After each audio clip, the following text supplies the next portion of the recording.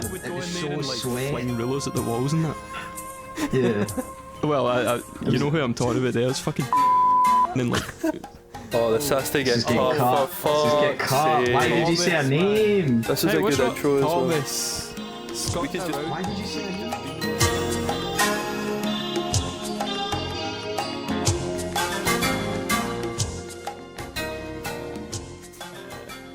When we had these like two shitey like 10 watt like Stag guitar amps, Yeah. and I I managed to convince the teacher that plugging them one into the next one was like a good idea.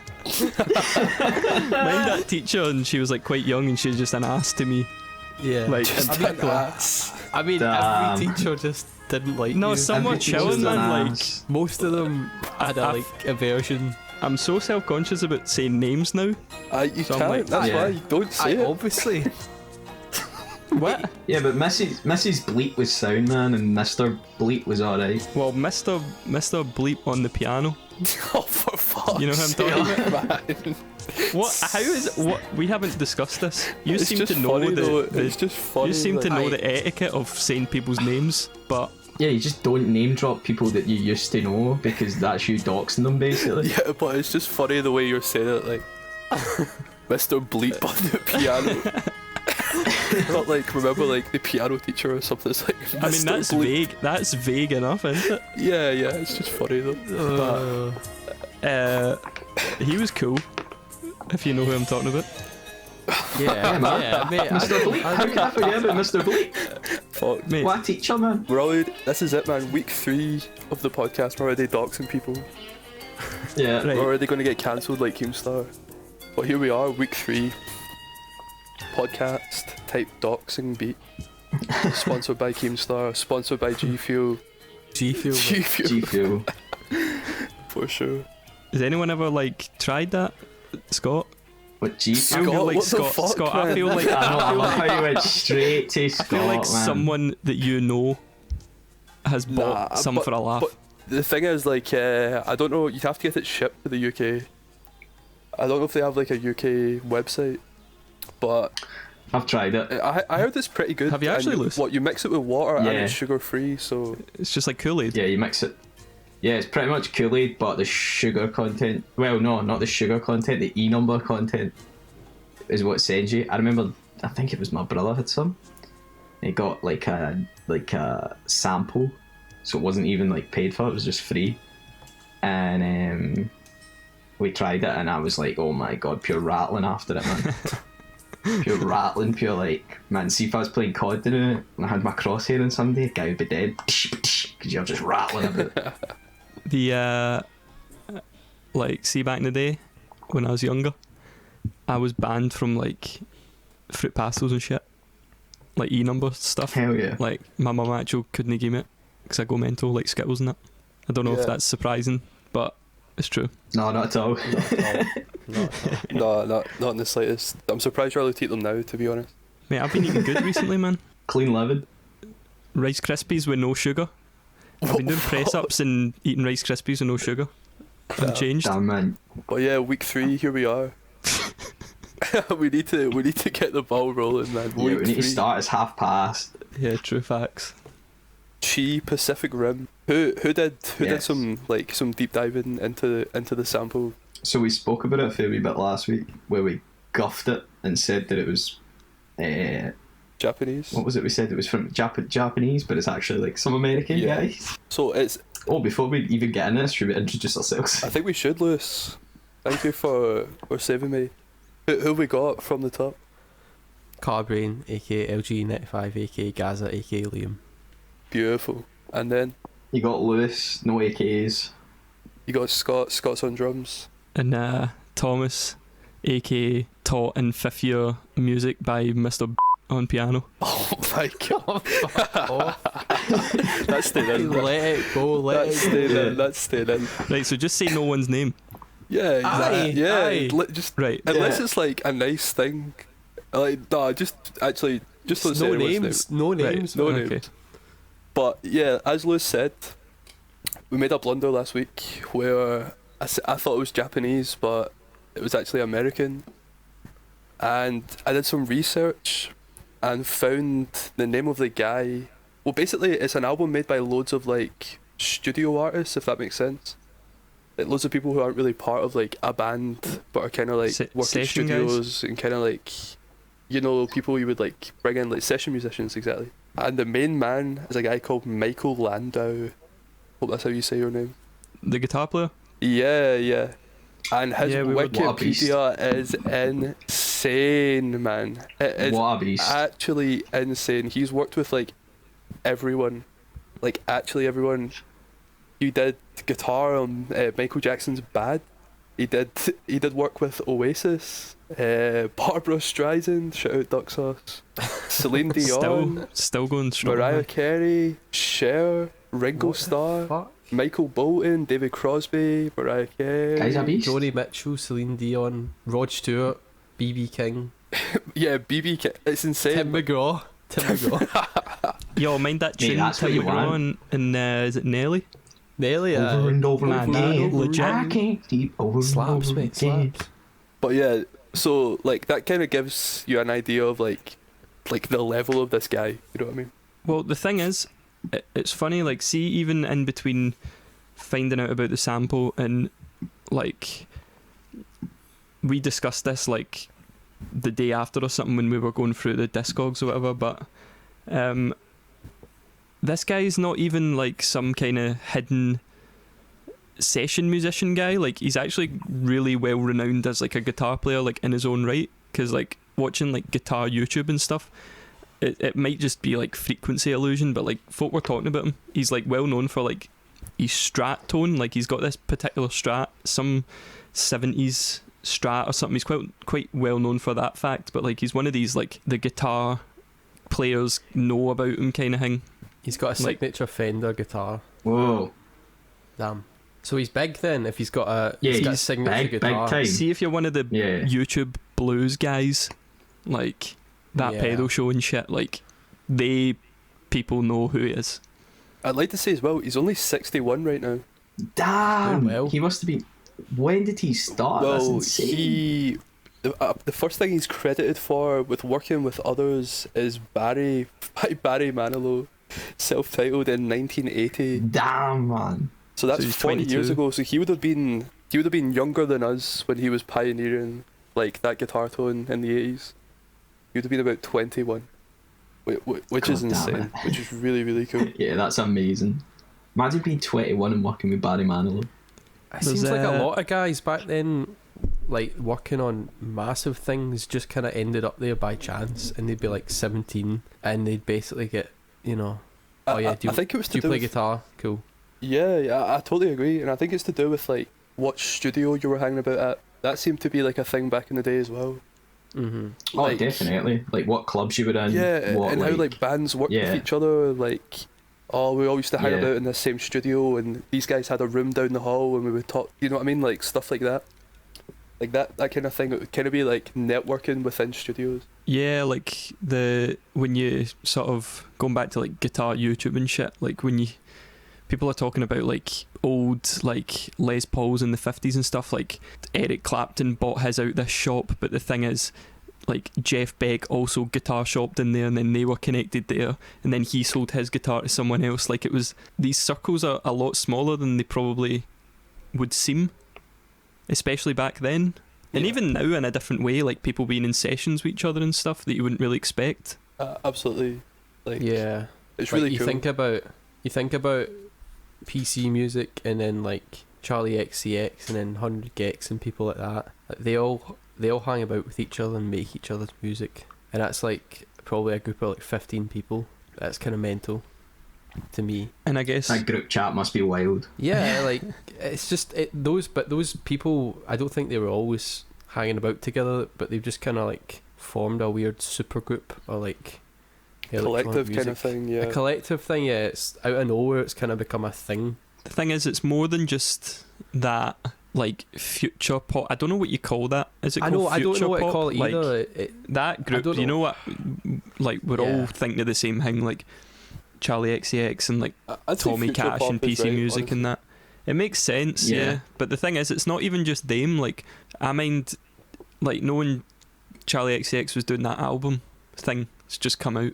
She was like on Instagram Live with like folk like Clairo and that, and like I think songwriters like that. It's like a big web, not even stylistically similar and stuff like that.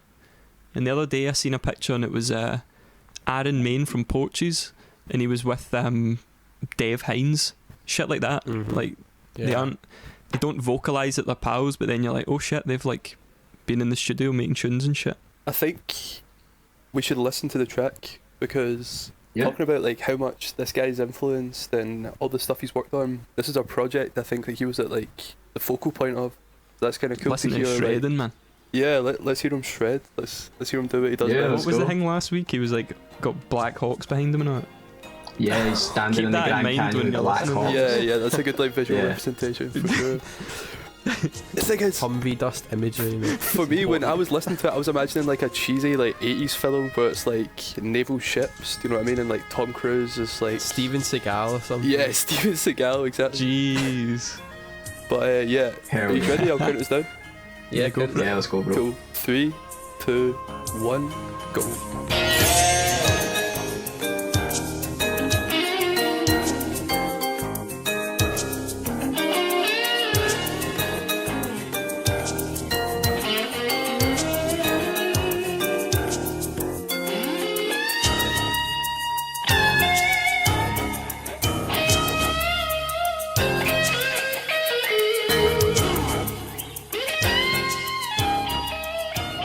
Gotta pause it before fucking 6ix9ine starts playing. Every week, man. Every week that happens to me. Well, so what did you think, boys? This is a track. As a track, stunning, man. Stunning. Yeah. It's so good. Obviously, coming back to it after chopping it up and twisting it and all that, you can really appreciate it more after you've mucked about with it. Yeah, there's so much in it as well. There's so much going Yeah, on. it's pretty full, for sure. I love how dated it is. It's just so dated as fuck, but all the sounds are great. It's definitely got those stock preset sounds I think we've spoke about before. Grand Canyon type beat, like some advert for like Hawaii, like going on holiday to Hawaii in like Yeah. 1988. Sorted quality, man, quality. See, after the cooling off period, because like when making the tune I was like, fucking hell, try sample this. See, as a tune on its own, yeah, proper, like sounds really good, and like the guitar's quality and all, just the mad ripping solo and shit like that. Not Yeah. particularly good as like sample bait, like for me at least, but like yeah, fucking hell. See, not having to think about it in terms of making something with it, well, nice. I think the complete opposite for me. Actually, for me it was like there's so many things it could create, just like isolating the guitar bit and then like using the drum sections and all that. For me it was like a very fruitful sample, I'd say. For me, it was like fuck panpipes, man. Yeah, they definitely came into their own when you were trying to EQ. They definitely were like, oh, I've got a part that I like, and then the pamphlet's just chilling. And you're like, right, how am I going to cut Honestly, this out and get the guitar? You'd be like, this bit's sounding good, and then it fucking do like heavy breathy and all that. That's my favourite bit, man. I don't even know if they're real panpipes. I doubt. Oh no, Session guy, man. that's totally some The FM panpipe guy. synthesis baddie, man. Oh, like the guy in Argyle Street. Mind that guy? Haven't seen him in ages. What one? There was a guy that like played. What one? The gun that played panpipes on Argyle Street, mate. Yeah. Aye, what one, mate? What one? Did he I sold actually know who you're CDs? talking about. I think bought one. Is there not one in the flat? Oh What? fuck! I just said someone's name again. I know. Wait, what Fucking point are you I getting at here? What? You're talking about panpipes. I thought you Yeah, were talking the about guy- the busker on like Argyle Street. Yeah, and he would wear like a poncho or something, Yeah, and he sold CDs. yeah. He's a good guy. Mate, this guy. Yeah, I haven't seen him in Yeah, years. like, but he was there for years though, and he hasn't What been happened? Don't know, got dropped from his label or something. I have no idea. Yeah. But who's first this week? I think it's me, isn't it? Cell G. Just before we listen to the tracks, I just want to say that this sample or this piece of music is probably like the biggest deep dive I've found on YouTube yet, for sure. Like, that track has 1,100 views. You're pretty proud of this, aren't you, Scott? I'm proud of this because I'm when sure you we go mentioned that through before. it, but like, it's interesting though, because when we talk about the extent of the Wikipedia page and Thomas is like on guitar YouTube, he's referenced all the time. No one's listened to this. Like, why do you think that is? Yeah. It's kind of weird that we've given him so many props in like this album that's been released, and we've been like, oh, it's so full, the arrangement is cool. No one knows about it. No one's listened But to it. who would this type of music be for? Like, who would, in like whatever 1988 or whatever, have went out and bought the record of this? Like, who's listening to that? You know what I mean? I don't know. I feel that's Yeah, I I feel don't that's how know, my but- parents felt when I was like buying Slipknot albums in like 2004. Yeah. Yeah. I think I though, don't know, but like, who's the target audience for that kind of music? Maybe guitarists who like are in the know.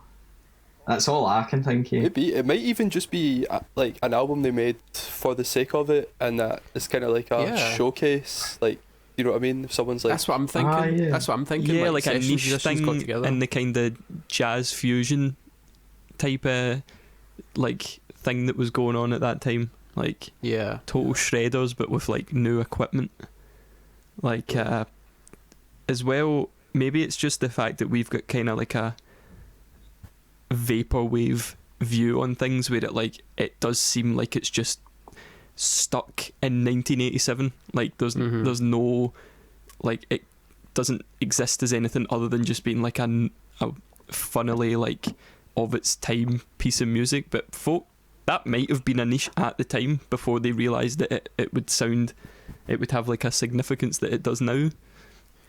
I know that at jazz festivals, like I think Montreal Jazz Festival and all that, around that time, a lot of the, like, even someone like Miles Davis, it was all like digital synthesizers, and it was like, you know, it was completely detached from what jazz would have sounded like in the late 50s, early 60s, Yeah. because the instruments had all changed. Instead of getting a piano in, they would just get a guy with a digital keyboard to play the piano sounds. And if you actually watch something like a jazz festival from the late 80s, early 90s, it sounds so synthetic and bizarre like that, because it's completely different instrument wise. so Liam, do you want to introduce your track a wee bit? Say what you did, and we'll count this down. Yeah, I mean, I made a few tracks this week, and couldn't decide what was the best bits, so I just like took the start of one and the end of another and put them together. And it doesn't have to have a reason, it doesn't have to have a theme or anything, it just kind of sounds right. That's all I'm gonna say. Damn. Right, will I do the wee countdown then? Yeah, Yeah, whenever you're ready. cool. 3, 2, 1, go.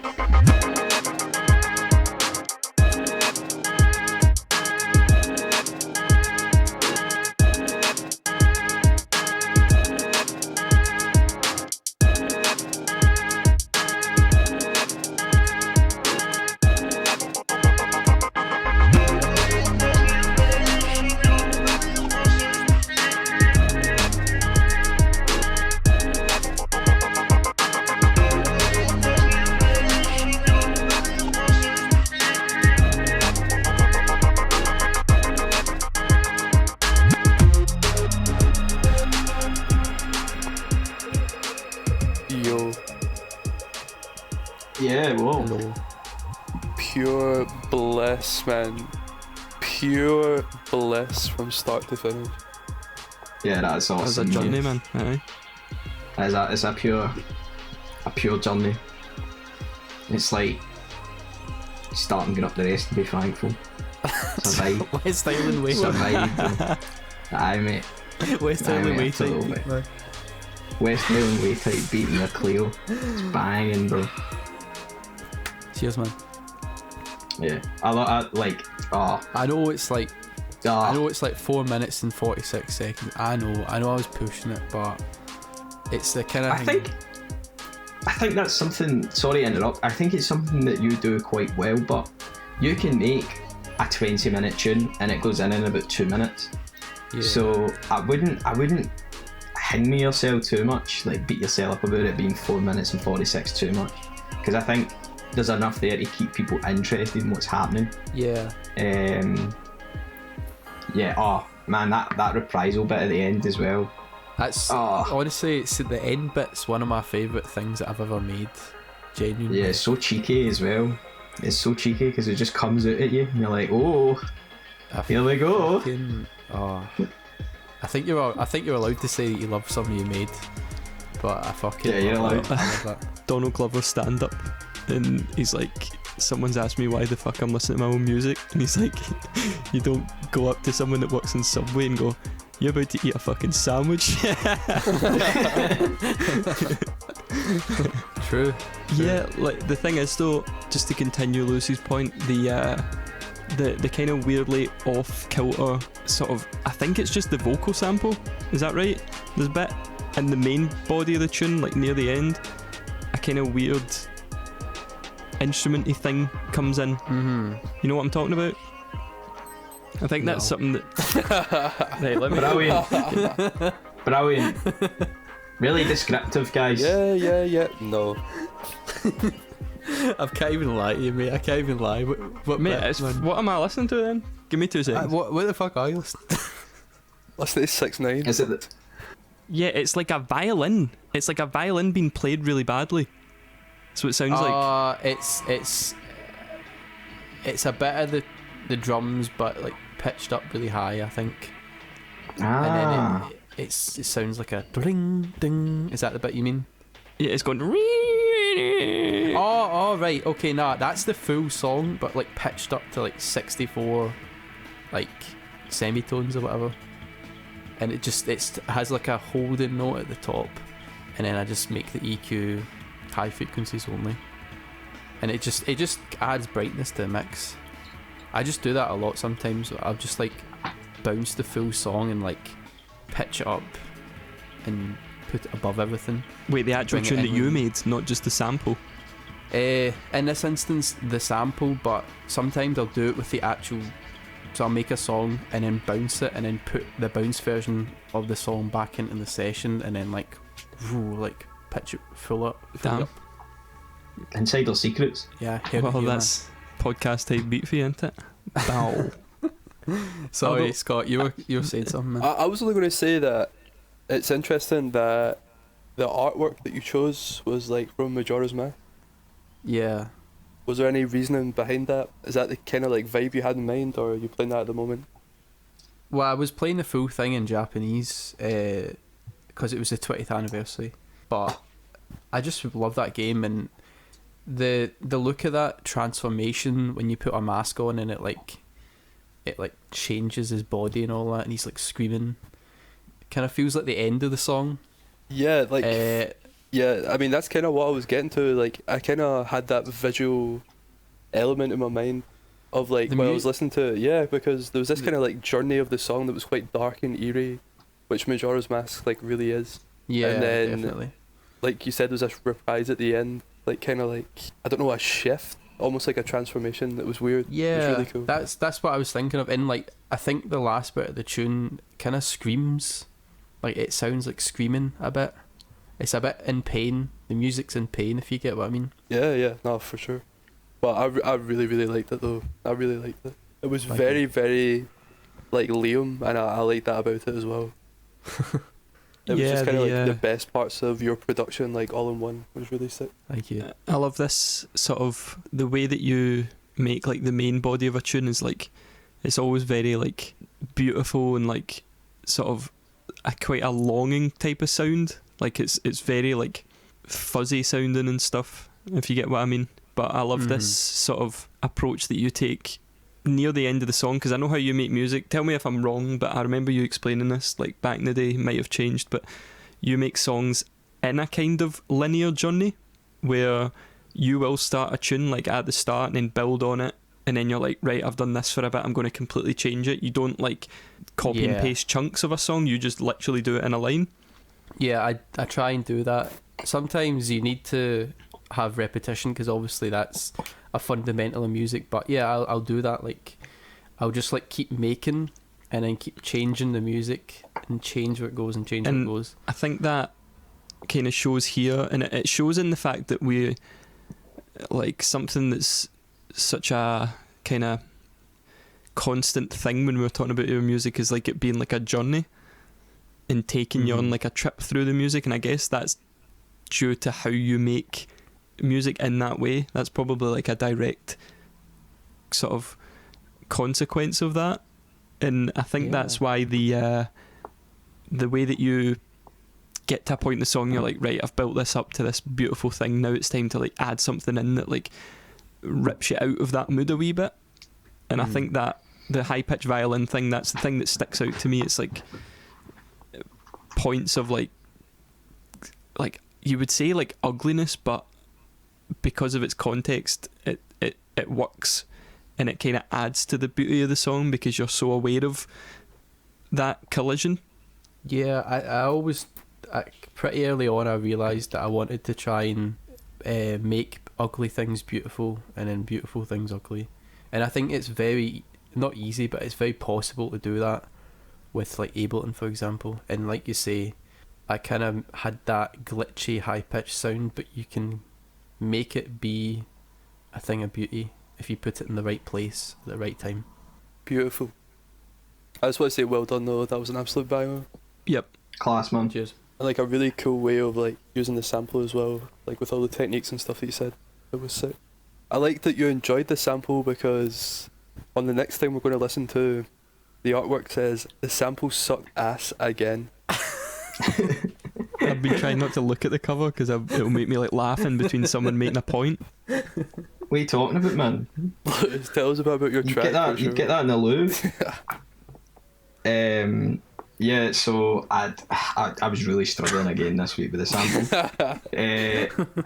As you can tell, I don't know what gave it away, maybe the artwork. But yeah, I just struggled with the sample. So what I decided to do was kind of find a genre that I had been listening to at the time, which happened to be funk style, and then also that kind of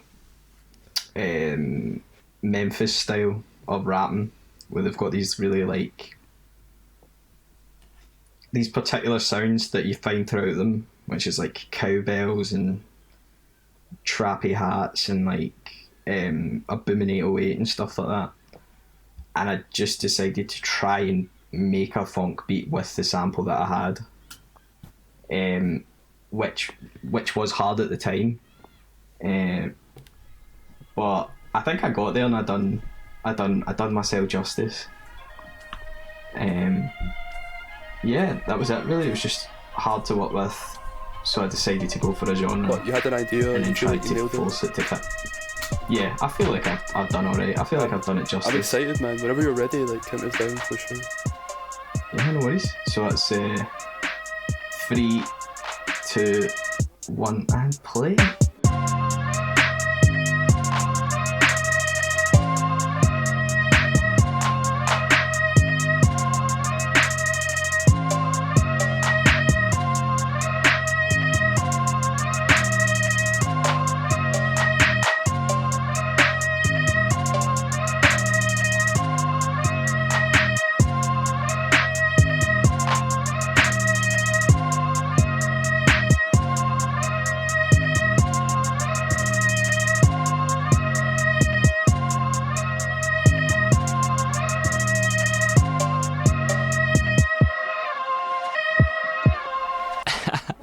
So Do you know what it reminds me of before we start anything? Listen back to it, because obviously I haven't heard it since I made it.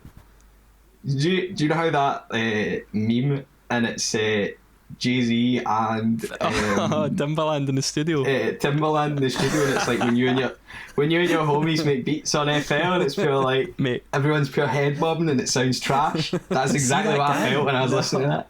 see the guy that makes those beats, like he actually like makes beats though. Like it's not just like a meme that he's made. This guy's got like a YouTube channel and it's like Trash Beat 28 and all that, and it's just like FL And Studio. it's literally just that. Wow. Well, Yeah, that's what I went for this week. I liked though that you went for such a distinctive sound, because I know you're calling it trash with a bit of jest, but it sounded like some fucking underground Atlanta 2003 kind of like, I don't even know what it would have been made on, like, you know, like some old fashioned software maybe. I really liked that about it, and I liked that the drums were kind of skittery and all over the place. It was almost like it was trying to get going, and then it kind of stopped, and it was trying to get going, but it kept me engaged listening to it. Like, I was fucking bobbing to that, man. Yeah. I was The, feeling it. Obnoxious sample.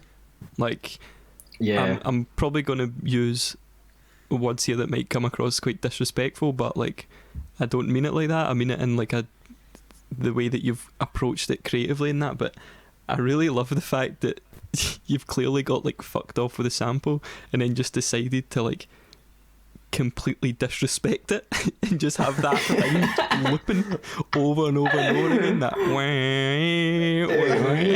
it's as if you're being like, fuck this sample, but it works because it's a total like nasty like sounding beat, and it's not meant to sound like pleasing on the ears or anything. It's meant to like hit you, and I love that like feeling of total fuck this sample about it.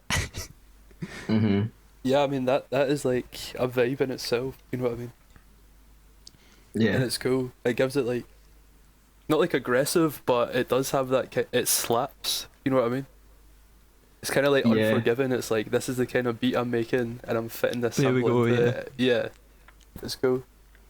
That was pretty much what I done, cause I like, kind of didn't know what I wanted to do with it, because there was so much in it. I was like, right, this is the bit that I managed to find that sounds all right, and I just kind of bent it into shape. But it's just funny listening back to it now, thinking about making it and like sitting up and being like, man, that high pitch bit's starting to do my nut in when you're just trying to get the kick to get right and sit nice with the 808 and stuff, so it comes through, and you're just like, right, I'm just going to make the beat and mute the sample. But it was fun. I think I done well. I think I need to get a Little Ugly Mane on it and ship Yeah, it. They laid some I'll get bars, out, it, mate. man, for sure. Bars, man. You should have laid some bars on it though. See, that was always the plan, was I was going to do some Memphis style rap on it. But then I started to listen to like Memphis style rap and was like, a lot of them just put acapellas on it. Like a lot of Memphis beats back in the day, what they done was they would get a acapella of like a group of people saying like a thing, and that would be like your intro, and then like what kind of run throughout it, and it would fade in and out, and then you'd have like guys rapping in between. And I was going to do that, and I did actually have a guy on it. His name was Mr. Beep oh my days, on piano. Mr. Bleep. It was Mr. Bleep. I had Mr. Bleep on piano on it. I actually think it might have been a Project Pat one. Yeah, I think it was Project Pat. I had Project Pat a cappella, but it just didn't sound right in context with the beat, in context with the sample. So I had to just drop it out. But yeah, it was fun. I enjoyed making it, and I think that's like the main part. Yeah, and honestly, I learned liked so it. much. I actually liked it. Like, I'm not just saying that, but I genuinely did like it. Damn, man. Thank Well you. done. Yep, well done. Thank you. Well done, man. Well done, man. Cheers, guys. Last but not least, Mr. Bleep at the bottom. What's happening? Tell us about Well- your track, man. All I'm going to say before we listen to it is that I felt the same way. I was just like, fuck this shit. And then I ended up making this. So, So, again, for anyone that can't see the artwork right now, it says, fuck out of here with them panpipes, bro, on God. Also, I really love the subconscious solidarity, Thomas. We both Yeah. went for the same font and didn't even talk to each other. Papyrus or whatever. Papyrus? Yeah, legendary. Aye, bro. Mine's not underlined though. Because Lewis said, I'm making a cover. And I went, so am I. I was like, right, don't show me, and like we'll just upload them and then we'll like look at them at the same time and like do this. Use a papyrus, man. It's the hardest font. It's really hard. It's really hard to read. Lucy's is all right. Lucy's you can read. Mine is so like because it's so thin. It's like your head on like a roller coaster or something. Like I went on photo booth and done that green screen thing, and it's like the roller coaster one, and I just like screenshotted within that. So but yeah, tell us about the track. Well, count us down when you're ready. I mean, like I was saying, it was. I guess the best introduction is just like, fuck this sample, and if you're ready, Sure. Yeah. 3, 2, 1, play. Take a deep breath when you walk into the day. I can make you feel so cool, cool, cool. Watch your back and you'll hear what they say. You don't really like that, do you? Do you? Care too much about the tiny details, about why you think it really works. But this isn't even really you. It's just you in a Halloween costume. It's not even that scary, by the way. Okay, let's watch a film. Bonus points if you like it, like it. Oh, how you wish you could appreciate it. Did you? Hey, you, I can be your girlfriend. No way, you know it's not a secret. Hell yeah, Liam. When's that cover coming out, bro? Next week, bro. Yeah, Next Hell yeah. sample. Yeah. What a fucking screamer though, honestly. And I love how fuck you it is as well. Yeah. Yeah. To the fucking idea of using the sample. I love it. This has been quite Did like a you- punky week. You know what else is quite funny about it? This week's just like shit on Scott's sample. Yeah, like I'm out here like, boys, I've just found this amazing track by this legendary guitarist who Only wrote- 1,000 views. Only 1,000 views. 19 years old, working with Barry Manilow. And he was like, bruh, fuck panpipes. Bruh. It's hard, It's so man. good. It's hard. It must be. But like, What do you mean it's hard? it's hard to like get something that 3 people are going to agree on. You know what I mean? And be like, this is Yeah. sick. Oh, yeah. I thought you meant the tune was hard. What? Is I feel like, bro, Oh, this Michael goes Landau. hard. Yeah, that's what I thought you meant. Yeah, that's like it It's- being at like a party or something, and you've had like a few drinks, and you're like, "Fuck, I'm putting a tune on," and you're sitting there like nodding, and everyone's like, "What is this trash?" You're like, no, this was hard. Come on. But yeah, I thought it was sick. I thought it was good. Like really, really cool. Cheers, it's funny listening back to it, like, because it's so daft. Like, I think it's fun. I think that's what I like about it the most. It's like you've not taken yourself too serious and you've just went, you know what? I'm gonna be so mental on this tune. Like the one bit that kept the solo at the end with the guitar, Oh, mate. like you playing guitar. Bro, all I could think about was Captain Beefheart. oh, what? I was just Right, like, I'll take that. Yeah, like, the thing. like No, on you go. Sorry. I just wanted to ask, were you intentionally playing the bass like on the wrong note at bits? Well, the thing is, right. just say yeah, Captain Beefheart. No, yeah, Captain yeah, Beefheart. like, well, literally every track is a first take or second at a push, Or maybe third.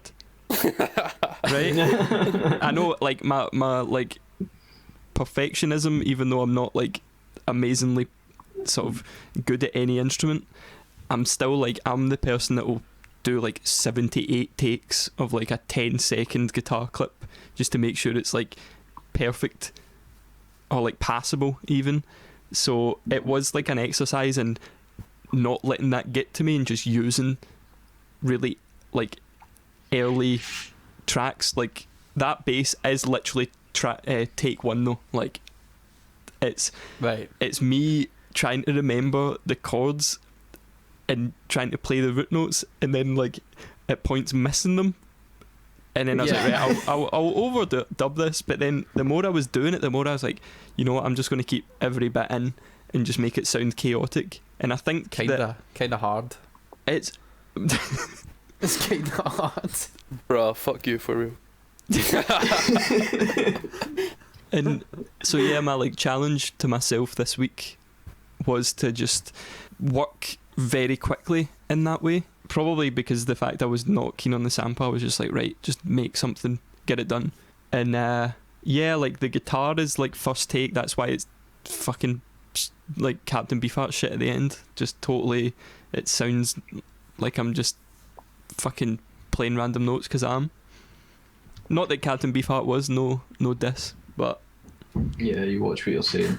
it's, It was a bop. Yeah, I liked it. I It was liked an those vocals absolute on it. bop. I liked it. It was like, even though it was like first take this, first take that, it was still like a full song, and it was like it was an enjoyable listen.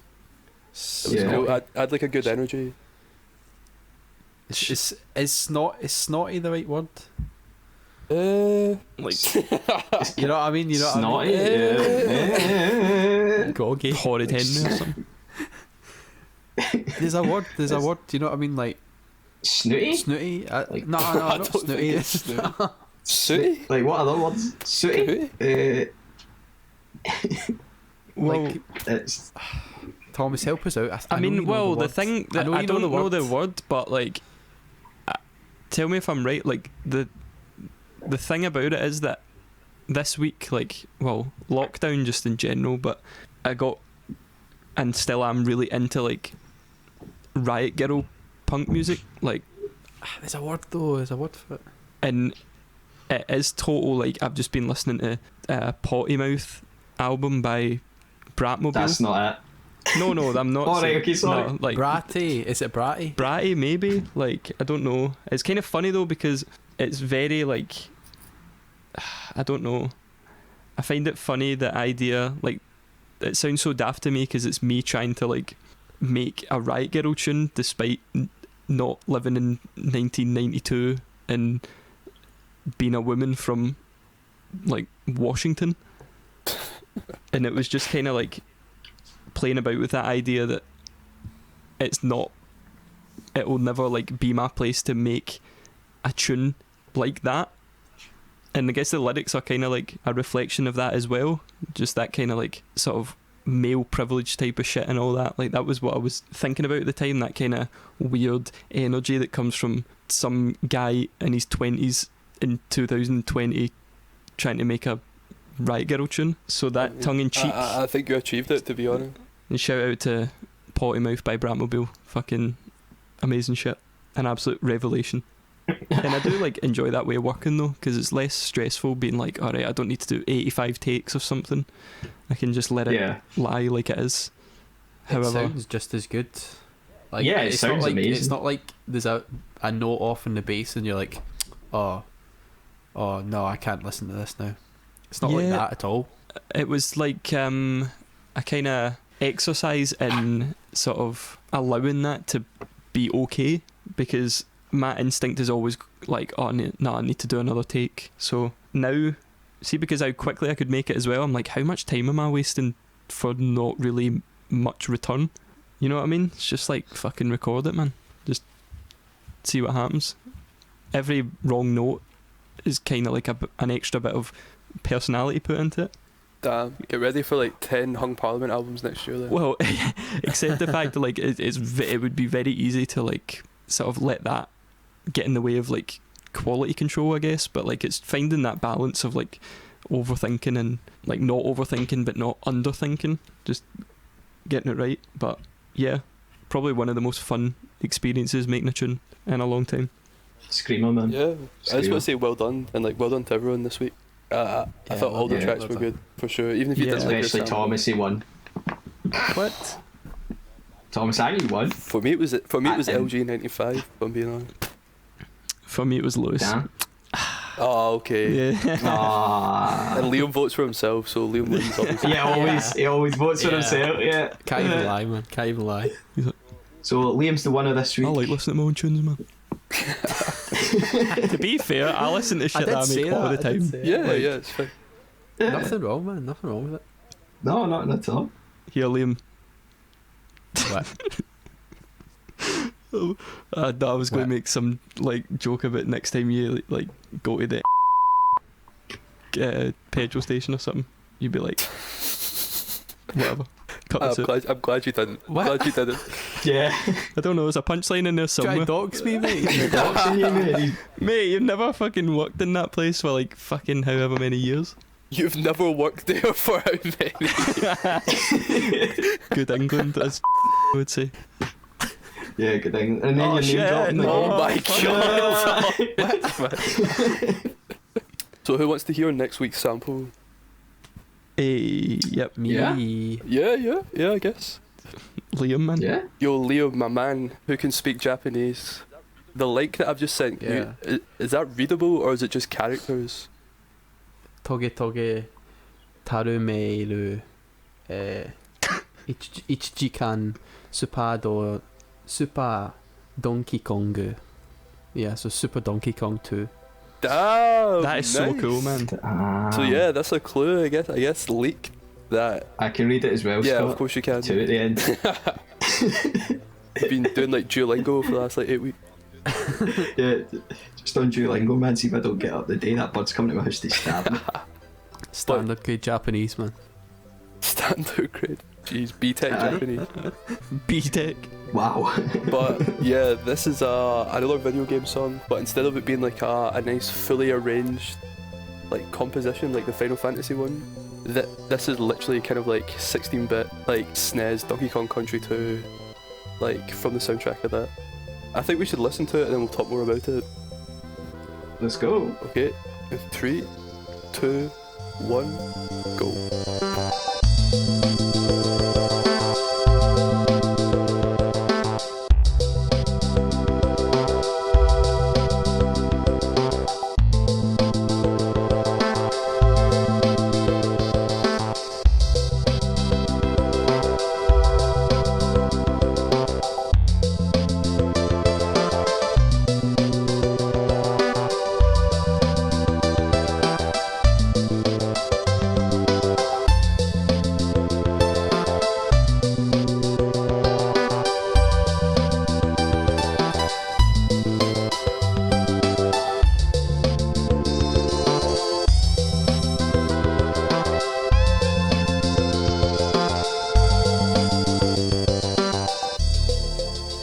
Yo, what do you think? Yo. Oh, it's an absolute bop, man. So It's nice. such a Absolute good song. Bop. So beautiful. Like, So this is from Super Donkey Kong 2, right? Donkey Kong Country 2, I think is Donkey the Kong. UK name for it, or like American Right, release for okay. it. What the fuck happens in that game, and when does this come into it? Yeah. Spoilers, man. It's when Yeah. Donkey Kong sees the sky for the first time. Okay, man.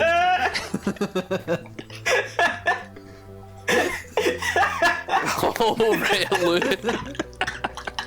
Yo, I'm out, man. I am out, man. Oh shit. Pod might need to end. it's because it's right like, it's so hot in this house, and it just got to me. That one just pushed me right over the edge. That was an execution. Fatality, man. Good Actual luck. fatality. Good luck editing this, by the way. It's clipped like a motherfucker. It's Like I think the music comes in a few times on a few different levels, but there's a lot of like you basically play as Diddy Kong trying to save Donkey Kong from King K. Rool, I believe. And there's like different. Shout out. It's basically just like a platformer, but like obviously a really, really notoriously good platformer. But there's loads of different settings, like swamp settings, ship settings. Everyone knows ship theme, King K. Rool, ship theme from Smash. Legendary. That's a top. That's a top level. Yeah, exactly. So the music in that game is like really whimsical, but it's also just like really, really well arranged. You can tell it's been like really thought out. That's probably something we can. Yeah. I'll go into like next week for sure when we listen to them.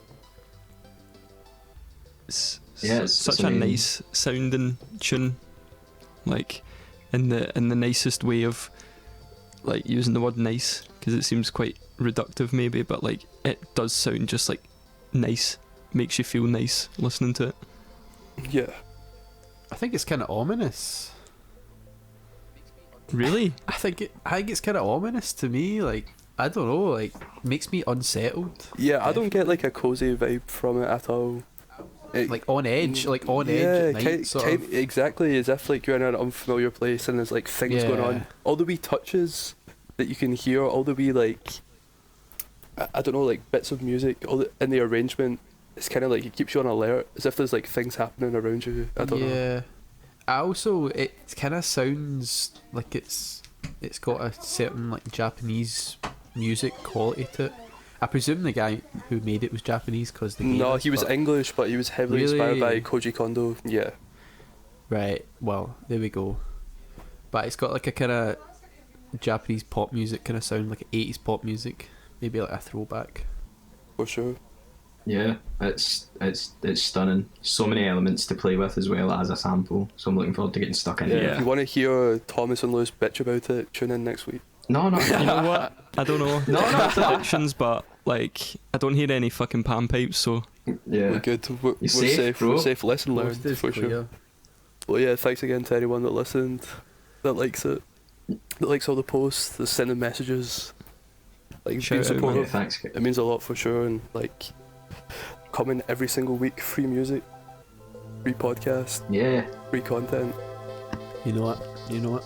Yeah, stay safe. Much love. Thanks for listening. catches. Thank you. Bye bye. Brr. Bye, driver. Bye, driver. Believe it.